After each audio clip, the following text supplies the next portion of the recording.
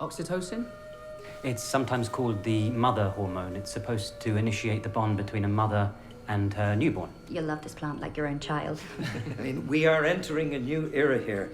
The first mood-lifting, antidepressant, happy plant that's fit for market. I mean, you can imagine the benefit for humanity implicated in this innovation. Mm-hmm. Yes, but will the plants be fully grown for the flower fair? Well, there's not much time left. As a side effect of the breeding program, the plants produce an excess of the growth hormone cytokinin. So, yes, they will be ready on time for the fair. What this plant really needs is love. Hello, my name is Carol Morley, and I'm here at BFI Home, talking to the absolutely brilliant Jessica Hausner, whose recent film Little Joe is out now on BFI Home and BFI Player. Hello, Jessica. Hello, Carol. Happy to be here with you. I wish I could really be here with you, because I actually am very lucky that I was once really with you in a room. And I have met you, and that was a very exciting moment. So I feel I can almost smell you right now. I can smell you. Which obviously, coming to Little Joe, is very important, the smell. And I did think, watching the film, which I loved, I felt I could smell it. And I think that's probably a very deliberate thing on your part, I would imagine, in your cooking up your film. Well, I think for me the most important thing about the smell is that smell is invisible. And being a visual filmmaker, I'm very much interested in the invisible. I think also in my other films, and maybe especially in this film, Little Joe, I try to show what cannot be shown, and smell is if you want, also a symbol for that. It's really something that everyone knows it exists and you smell it, but in the visual, like in a film, you just cannot show it. So it's in your head. I think with all your films, you show what you show what can't be shown. And that's what I really love about them, because I think with Little Joe and your other films, there's this sense of something underneath, which is really, really tactile almost. You can feel it. It's palpable, and I absolutely love that. And with Little Joe, I was thinking about the camera movement, for instance, and how you work with that, because it feels not that it's always moving, but it's always kind of escaping, and also the people within your film escape from the frame, or you delete them from the frame, if you like. And I think the camera itself with you is you do this really brilliant thing with it, where it manages to create the underneath, the subconscious. So I know that's not really a question, but how do you sort of approach your camera for the story? I mean, is there a particular way you sort of get into that? Well, what I find interesting is that, for example, in a genre film, and Little Joe is related to a certain genre, in genre films you have that deal with the audience, that at some point something will happen which you already expect from the beginning, and the more you're familiar with a certain genre, the more you're looking forward for it to happen exactly the way you expect it to happen. And then you get in the last bit of the genre films, you have all those very satisfying explanations and solutions of all the problems.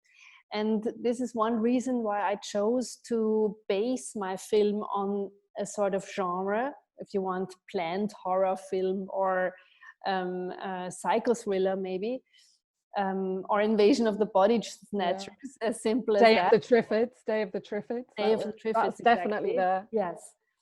But then challenging the audience in a strange way, because they do not get exactly what they think they will get. They get something like it, but it's like a puzzle where some bits are missing. And it is still not clear what actually happened throughout the story. and it might look like a story that is absolutely logical and clear. You can even read it from a very simple genre point of view, but you can also read it from the other side, and then you're lost, because then some of the questions will never be able to be answered. Well, that's my favorite kind of film, where you can read it on the surface and it can satisfy that, but then you have all this kind of undercurrent, and you do that all the time. But I want to understand a little bit more about how you use the camera within that, like how you actually take the camera. And I'm going to ask you about sound as well, but just in this instance, like use the camera to this very specific relationship between your cast, your camera, and the environment. And I just wonder how, when that materializes in your mind. Well, I remember I was talking to Martin Schlacht, the cinematographer. His name is unpronounceable, even for Austrians. Good, because I was scared to say it. We have made all my films together, so we know each other for a long time. And when we shot this film, Little Joe, he came from another set. He just came from shooting another film, and he said he really needed a couple of days to remind himself that when he's shooting my films, he has a different set of mind or mindset, because in my films, the camera is an actor itself. He's not following the actors or what the actors are doing or what the storytelling wants, but the camera has a movement of its own. For example, the rhythm of the camera tracking shots. When the actors are moving, so there would be the option to follow them in a very smooth and not obvious way. This is not what we do. No matter how fast or slow the actors are moving, the camera has its own pace. And I remember that Martin said he was nearly tempted to follow the actors, and he had to remind himself that he shouldn't do that. He should just follow his own pace.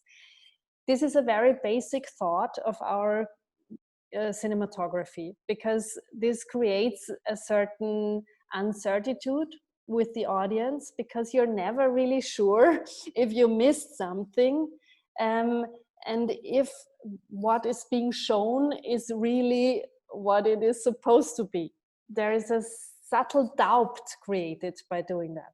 Yeah, and there's a real tension, isn't there? There's a real tension that materializes, and I think that directorial, decision to not follow an actor, because there's so much of film that I see now is following actors, and so they're obviously actors are the front line and a very important significant component, but how you frame them and how you choose to include them is so specific with what you do. And I think that's a real pleasure. And I think watching Little Joe, I loved it when you tracked beyond the actors so they were no longer in frame. Yeah. I thought that was just wonderful, and really excluding them and including them. And I think because I was watching it knowing I was going to talk to you, because I think if I might not have noticed in such a way, I think it would have given me that unconscious feeling.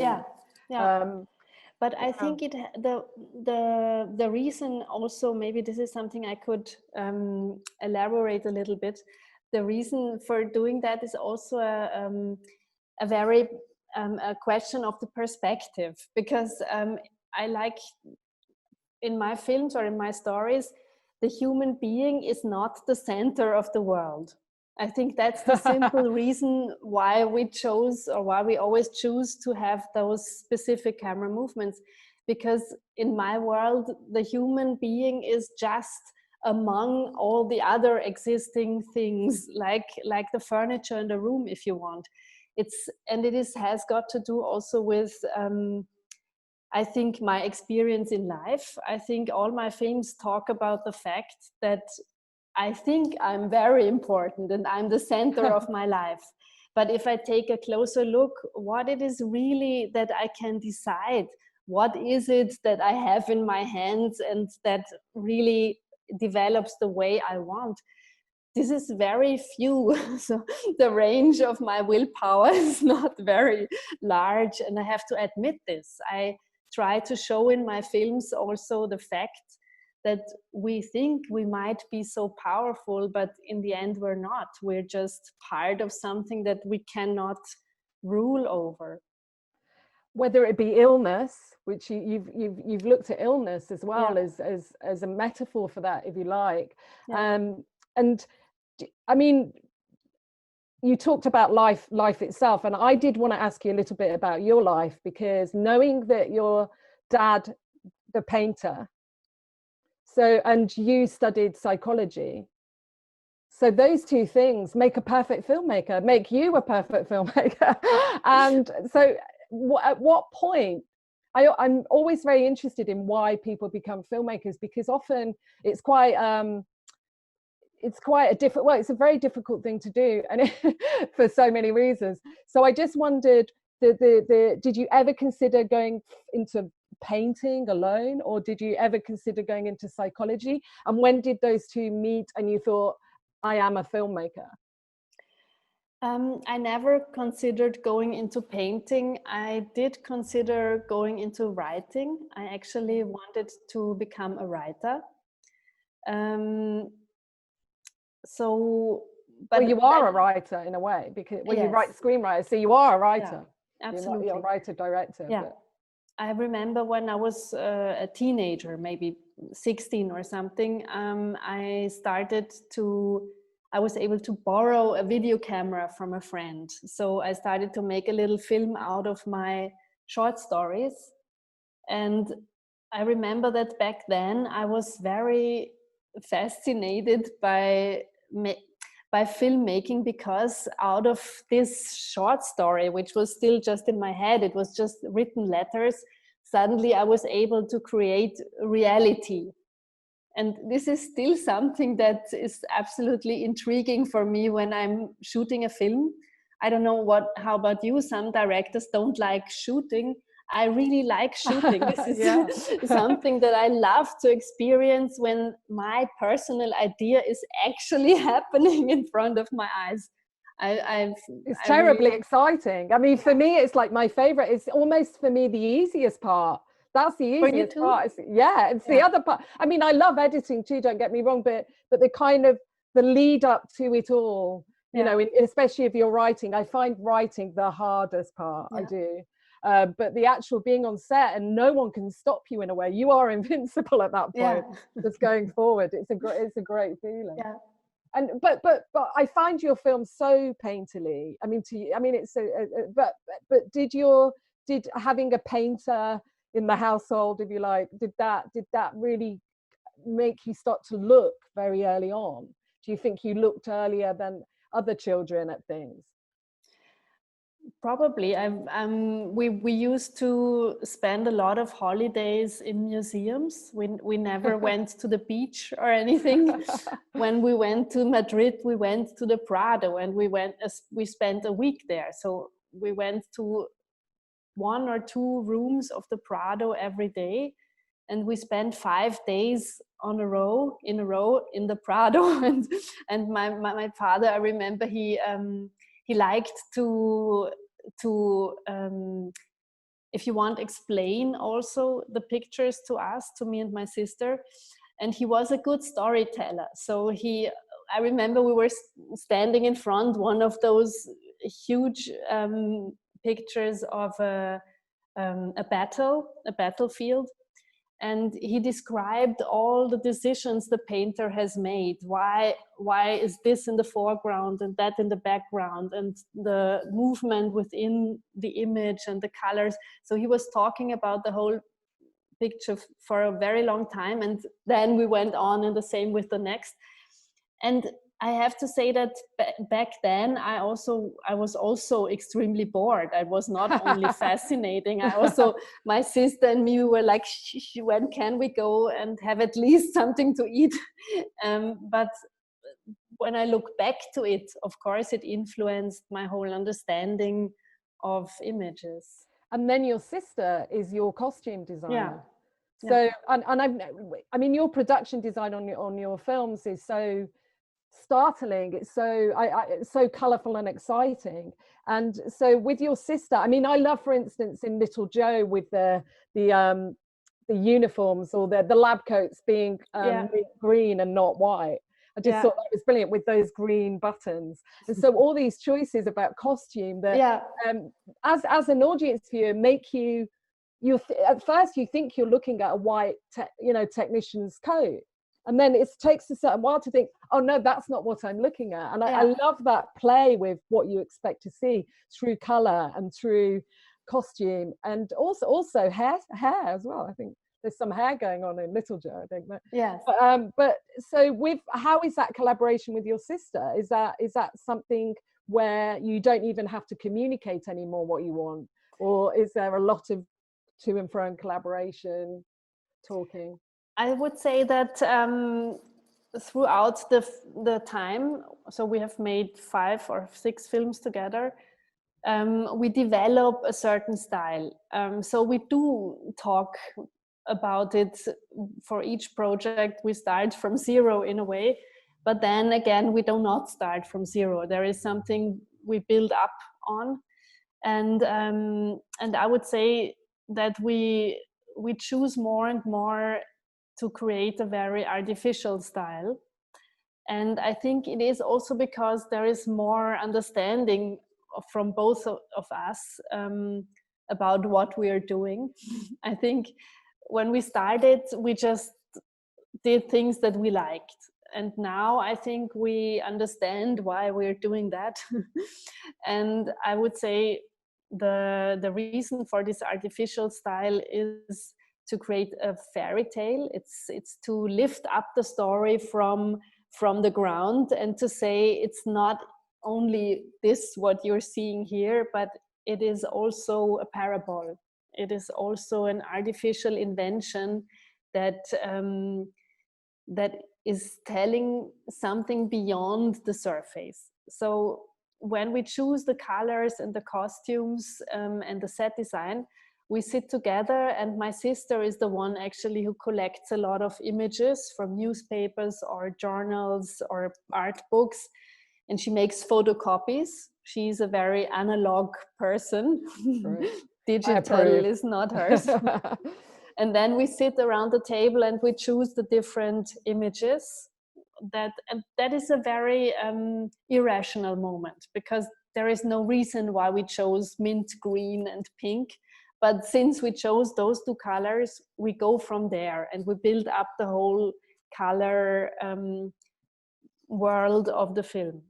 Well, I think it makes particularly Little Joe really pleasurable. And I didn't find it at all dystopian. I found it quite eerie and quite scary, but not the same as dystopian, because I think the colors enable you to be lifted. So I was really happy with that. So in terms of, there is a link between Little Joe and Maya Deren, isn't there? Yes, I would say so. Maya Deren is definitely one filmmaker that influences me a lot. Also in my previous films. Yeah. I've made a film that is called Hotel. I think it's 15 years ago or something. And I remember that back then I was very much influenced by the way she's editing her films.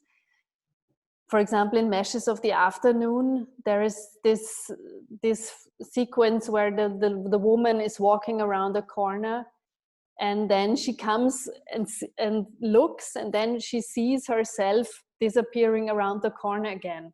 So I used this sort of doubling of one person in my film Hotel, that I see myself walking away. And I find it always very interesting when the editing is creating that sort of irrational fantasy world moment more than any special effect. Yeah, and it makes complete sense with your films, because obviously Maya Deren choreography with the camera, that sense of the camera, and also she tripled herself, didn't she? At one point there were 3 of her, but I think there's always something underneath the image. There's a sense of, if you look and look deeper, you're going to find something, which you certainly do in Little Joe and the rest of your work. And also the symbols in Maya Daren's films. Okay, I think her films could be called part of surrealist filmmaking.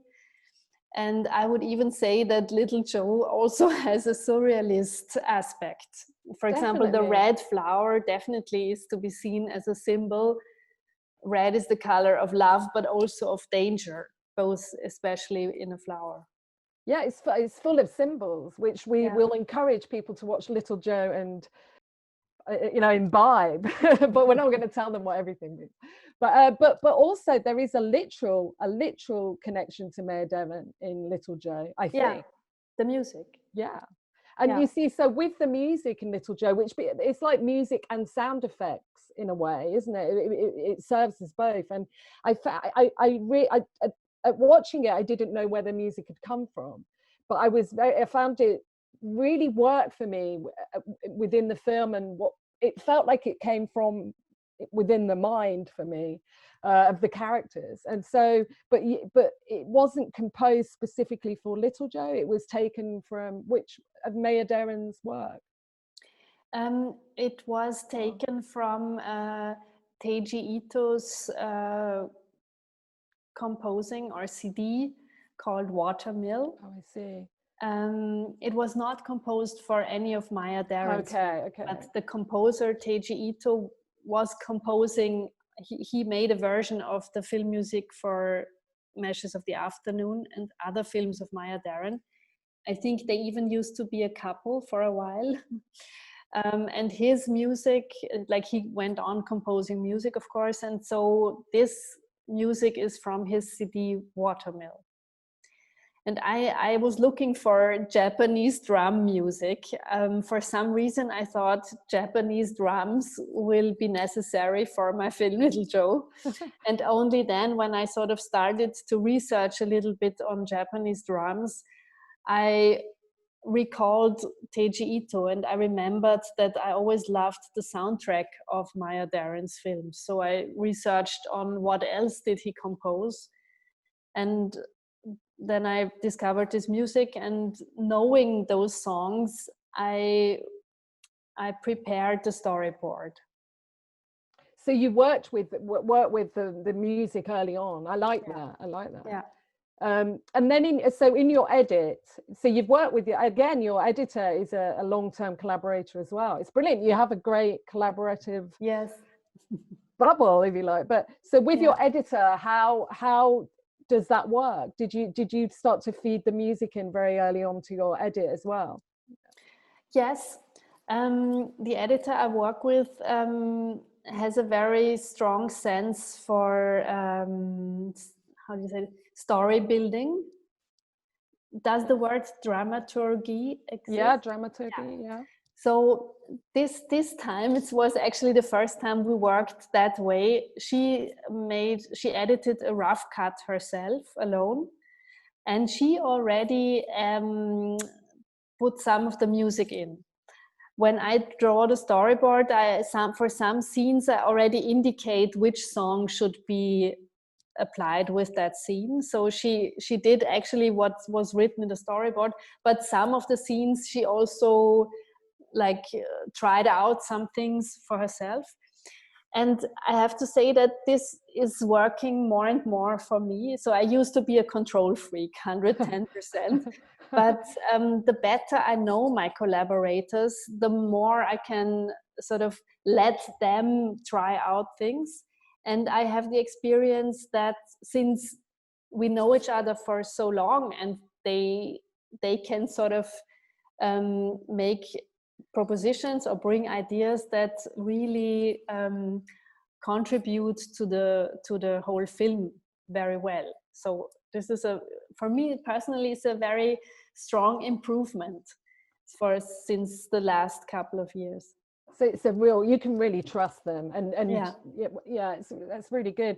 I must ask you as well that this is your first film in English, which I was thinking of. So too with High Life and Claire Denis. You know, you both recently did films in English. Were there particular challenges with that? And by the way, what a great cast. We have to talk about them. But so were there particular challenges to working in the, what language was the script written in? Was it written in English and then you? No, it was written in German.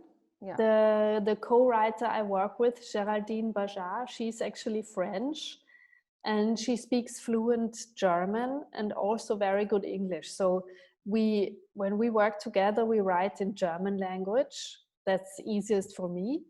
And then we had a translation of the script, but then we worked on the translation again. And Geraldine is quite good in English as well. So we worked especially on the dialogues.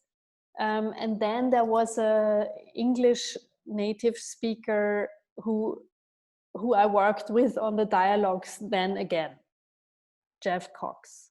Oh. And the cast, what a cast. Talk through some of the cast. Did you ever met them before?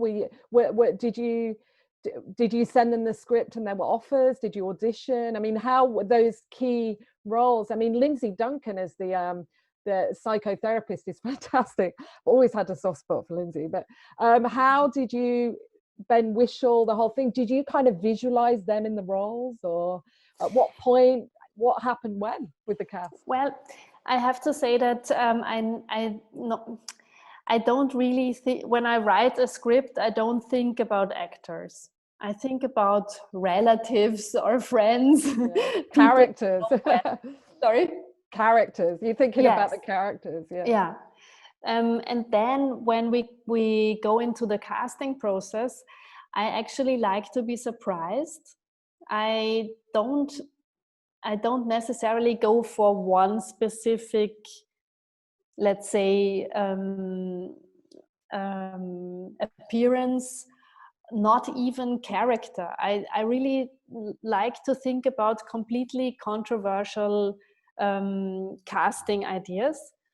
And then I like to meet the actors also. And I remember when I met Ben Whishaw, I felt that we can work together, because one thing that Ben said was that he just likes my films. It's not so important for him the psychology of his role. He says the all together thing that is created is what interests him.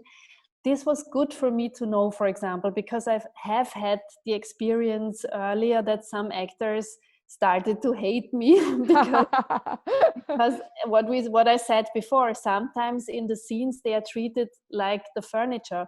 There are scenes that are very long where the actor is just in the background watering a flower, or nothing interesting for the actor is happening. And if you have a famous actor standing there and he's not, like, his job is not doing very much more than watering the flower, some get angry. I have had that experience. Then they say, why do you then have a stand-in instead of me?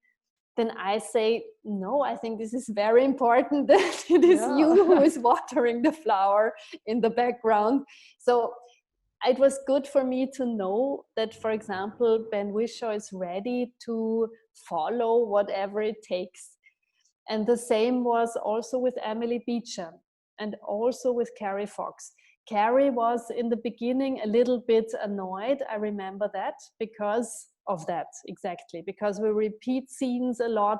And maybe in some scenes, she's just in the frame in the first second, and then we lose her out of frame. But the rest of the scene is 5 minutes, and she has to do it again and again. I remember she did complain in the beginning, but very soon also Carrie sort of, I think she did understand the altogether of what this film is going to be, and that it has some reason why we work like that. And from that moment on, we worked really well together. I think we became friends. So it's really bringing the actors into the world of the film, isn't it? It's not even your world or way of doing it. It's like the world of the film and how that will then come to be, I suppose.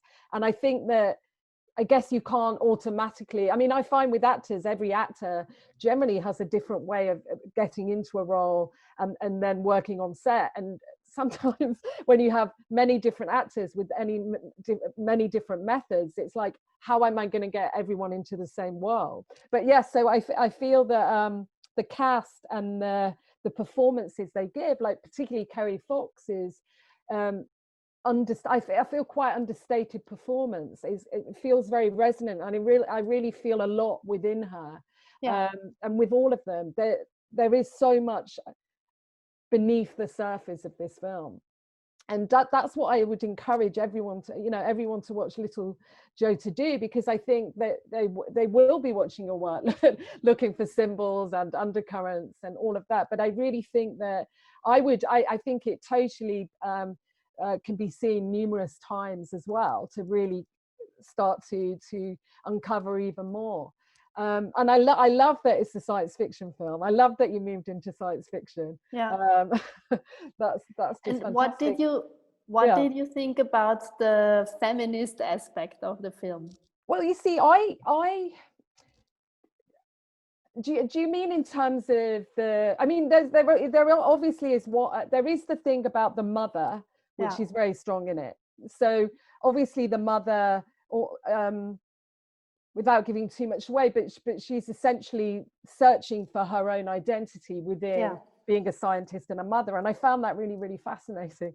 But also I was thinking, watching it, there probably is, but not I didn't want to do it. But there probably is for an academic, but there probably is for an academic a way of really looking at your films in terms of a feminist gaze and a feminist way of seeing and all of that. But in some ways that's a bit othering, isn't it? It's a bit othering. So I like to just watch a film and with, like, in a sense, think of it as the female gaze is very powerful, and we should be seeing more films with the female gaze. That's how I sort of see it. But we're enabling a female gaze from the audience to identify with that female gaze. So I think with the main character, I think that in a sense that pull between expectation of being a woman, especially in the scientific world, because just like film, women have been excluded from science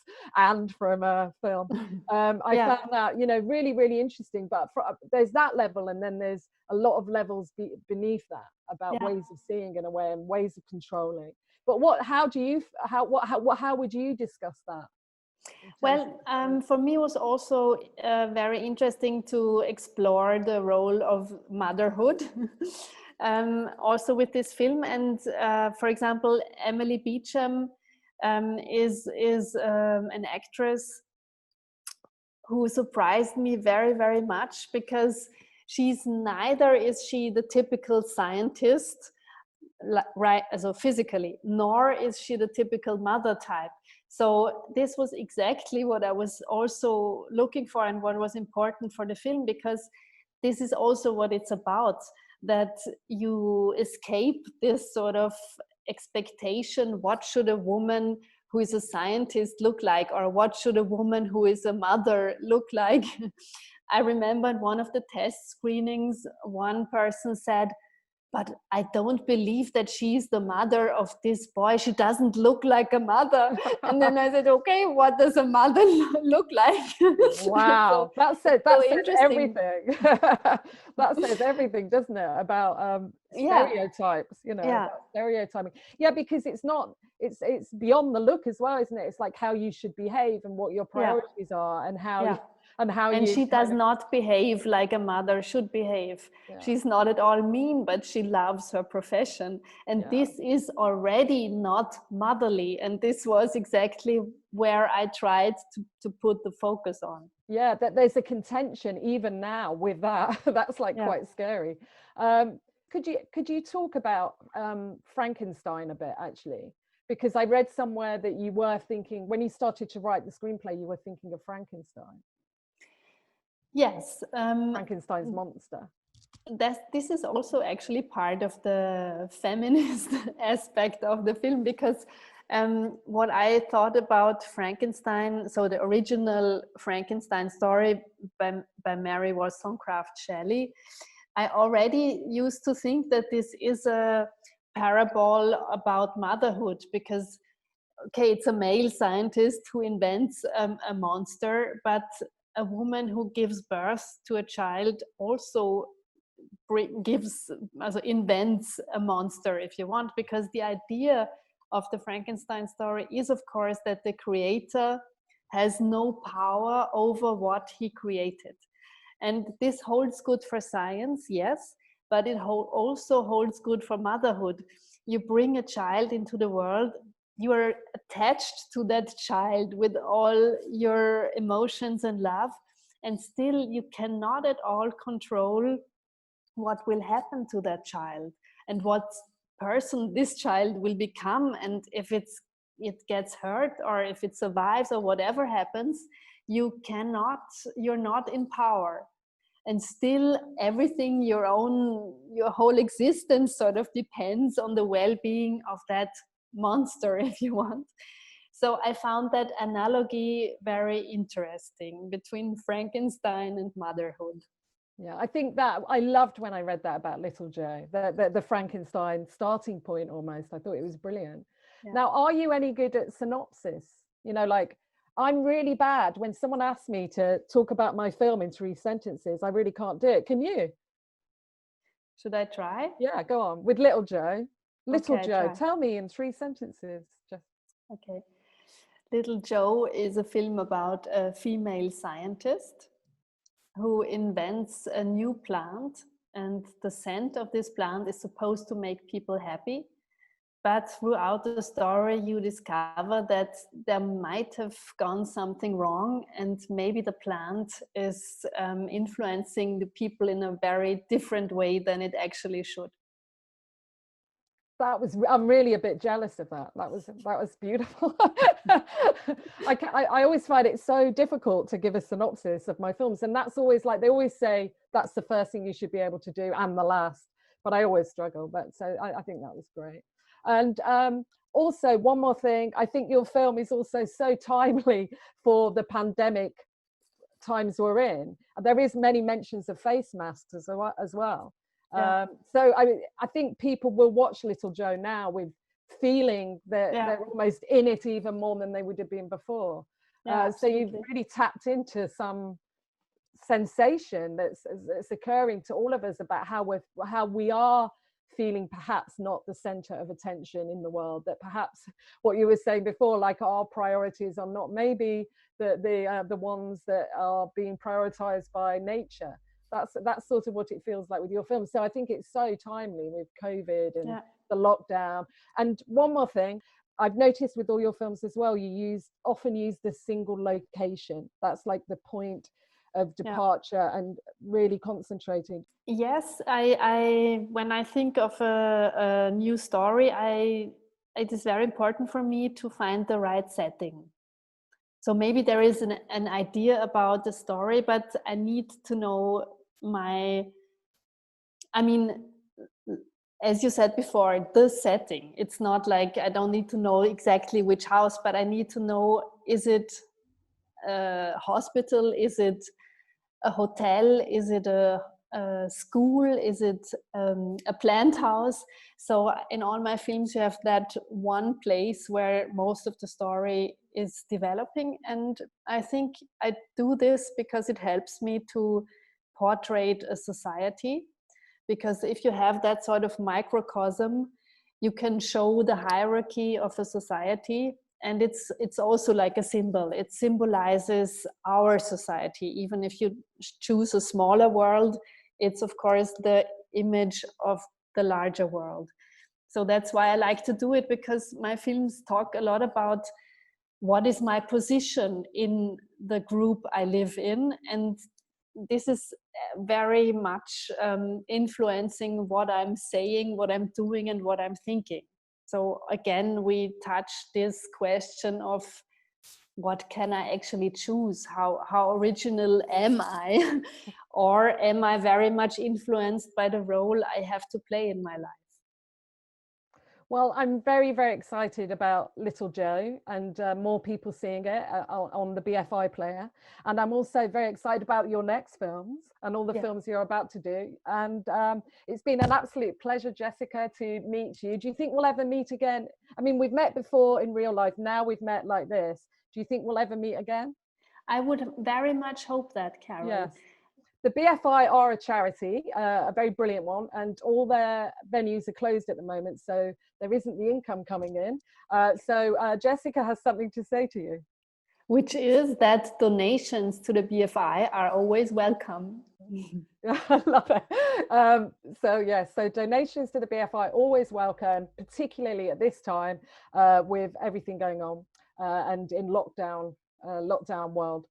Well, I love you. I love your films, and I'm glad to know that I'll be the first person you see when you come to the UK. And Little Joe is available on BFI Player. We'll keep saying that. And this was a BFI at Home, and hopefully soon Jessica will be in all the cinemas in Britain talking about her next film.